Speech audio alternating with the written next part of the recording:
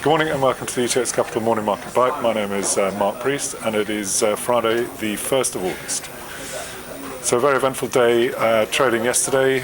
Dow down 317, FTSE down only a small 43, S&P down 40 and the DAX down a whopping 230.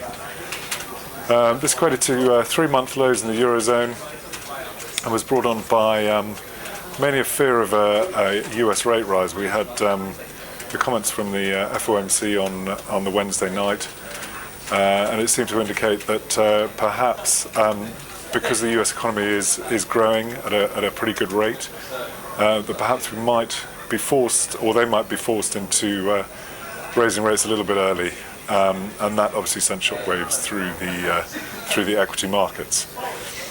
Other reasons we saw in the Eurozone, we saw Spain down sharply. That was on the back of exposure to South America, and with Argentina defaulting on one of their bonds, that hit the Spanish market quite hard. We also saw poor earnings from the likes of Adidas in Germany, and again that's one of the reasons why that bourse was down pretty sharply. And also in Portugal, Banco Espírito Santo booked a loss of 3.6 billion euros, and as a result that stock was down at 1.50%, but closing around this sort of 42% down level.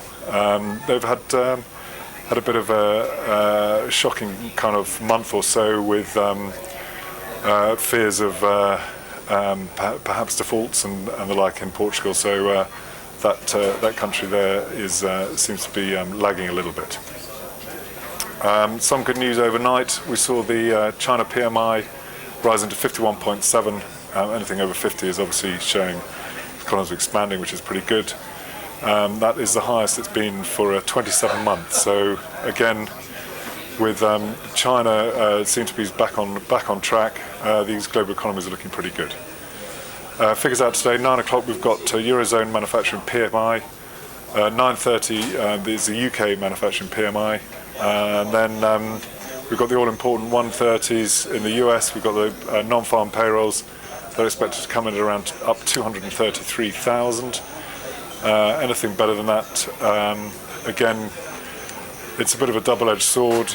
If the US economy is expanding at too fast a rate, then perhaps we could see these fear of the interest rates coming to fruition, and therefore there's a possibility that it could bring the market off.